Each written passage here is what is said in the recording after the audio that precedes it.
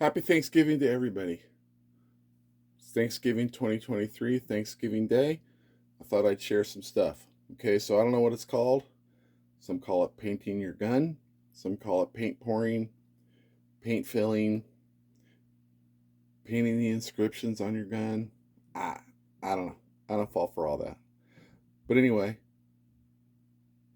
I think I discovered a nice way to do it without creating a bunch of frustration. So I'm going to cover that today. All right, so here we go. All right, dropped you. Got my phone in the vise. Okay, so now paint filling, you can do it one of two ways. You can do it with a paint pen. Now, mind you, this is a $1.99 at Hobby Lobby, but it's acrylic paint. And it'll say acrylic paint right on the marker, okay? So acrylic stays on there, but not as long, okay? If you have a kid that, does some modeling or whatever, I just get some testers. Make sure it's enamel. Enamel stays on a lot longer, and it's a little rougher, but it'll do the trick, and it lasts longer, so it's pretty good. Look at this though, $2.69 for a bottle. Thanks, Joe. So anyway, I got some colors. So the first one, I'm a 1911 boy, so check that out right there. So I did it in green. Now, if stainless steel or you got a Wonder Gun or whatever like that. Well, look, here's mechanic. Okay, so I did that with some gloss black, and I used some acrylic down here for all that kind of stuff. See that? Look at that. That's nice. Okay, so first thing I want to do, if this is all smooth, no problems. But if it's rough, like some of them are rough, they have like a sandy texture on the top slide, it ain't gonna work, so don't even try it. Another thing I would stay away from is blued. If you have a blued weapon, I've never tried it on a blue weapon because it might mess up the bluing, and that's the last thing you want to do. Okay, so look here. Here's another stainless steel. Look at that. P8L. This is a 9mm, but it works great. It really does. It's a turkey gun. There are a lot of turkey guns here, but you know what? They're made well. They work. They're flawless. They're reliable. They don't jam. They're great.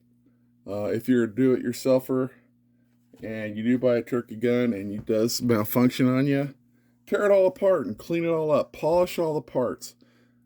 Just do everything you can to clean it up. If it's got a rough trigger, take the trigger out. Polish all the parts. If you polish it up real good and you put it all together right, it should work just fine. Okay, so that's so now I got another SAR. This is a Sarselman's K245. Look, I did that one in red. That turned out pretty good, huh? Yeah, see that? Now that's with some that's paint. Okay, so here's one more. Got the Gerson Regard MC. Look at that. Oh yeah, that's a nice one. Put a little muzzle brake on the end of it just to make it look extra nasty for all them libs. Yeah, looks really good. Okay, so that's that. So like I was saying, bluing, I don't know. I'm not going to tell you about bluing because I don't know. I haven't tried it on a blued gun because I don't want to screw up the bluing with paint. Okay, and I don't know what it does, and I don't want to mess up bluing because it's a bitch to fix. So don't do it. Okay, so like I said, use the paint pen, which is acrylic. It's not going to last as long, but if you don't use your gun that often and you want to spice it up just a little bit, try some acrylic. That'd be fine. If you use your gun a lot, I'd go enamel. Okay, because it's going to stay on there, and it's, like I said, it's gonna stay a long time. Okay, so first thing I would do. Okay, so let's let's go with this one right here. Okay, so let me change you around a little bit. Okay, so this is a Wonder Gun. Okay, it's Turkish. It's a Canic, but you know it works great. It's got an 18 round capacity, and I got 2 mags with a 20 round plus 2 base plates. So Century Arms, they have a pretty good QC. Quality control is real good. So these guns work really good. I mean, the triggers are excellent. Everything's great. It works just fine. I did spice it up a little bit. Now, there was some dude on YouTube that, you know, there's a bunch of these videos out, but there's a guy on YouTube that used a paint pen on his Glock, and he did every bit of every engraving on his gun, black Glock with orange paint. Now, to me, that's kind of gaudy and it's a little excessive. But if you just want to spice up it, you know, you want to spice it up a little bit, you know, make it look snazzy, you know, try a little bit of paint pen. That's pretty cool. All right. So what I do is, okay, so with gloss, it's kind of hard. You got to let it dry, so it's kind of hard, but you paint over this whole thing, okay? You're not going to be able to get in those lines because they're really fine. And if you find, even with a fine tip brush, it's going to spill over. But, so I just cover this all. Now, you don't want to like gob it on and have gobs. You want to, so I use, here, let's see here. I use these. And I kind of soak up some of that paint because, you know, it gobs on and it gets thick. Just do a thin layer. Make sure you fill up the lines with the black paint that you want. And then you're going to have paint like here and here and here and all these little center spaces that you want to remove. So just lightly, you know, take all the excess off, but make sure that it's, you know, filled up in the lines.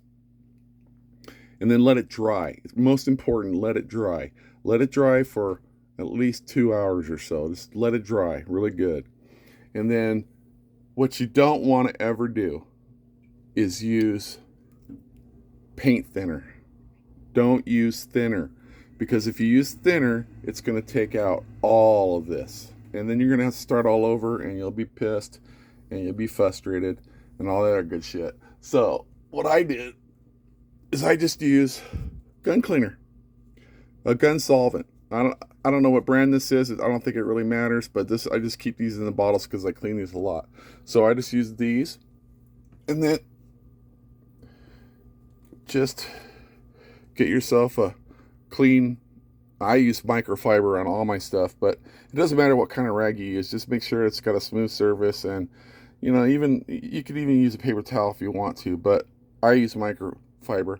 And then what I do is I just take that, here, let me see, hold on. I just take the solvent and I just, you know, I fold it into fours, and then I just saturate the top corner, and then I, you know, I pinch this together really good so that it's not all gooped in there. And this is wet, but you know, it's just not dripping wet. And then all you have to do is just start rubbing this over. And what it does is it'll take off all of the over paint, but it'll keep the paint inside the lines. See, so it's, and you can do it with acrylic too, yeah. And it's just, I don't know, it's just easier and less frustrating that way. And you know, I've done them all that way, and it just seems to work. So it works well, in fact. Now see, this is all smooth, so you know, no problem doing that. Stainless steel, smooth, no problem doing it. Now the 45, look at that, stainless steel, worked just fine. Now, yeah, why do you have a 45? Well, because it's a 14 rounder. Yeah. All these guns are cleared, by the way, and it's just a tool hunk of steel. So if you want to throw it at somebody, go ahead. But that's about it. But yeah, so that's about it, man. Paint pouring, it's kind of fun. You know, if you're do-it-yourselfer and you like a little bit of pop, but not a whole bunch, just grab yourself some of that. Look at that. I think that's kind of neat looking. Anyway, I just wanted to share. Okay? All right. Thanks. See ya.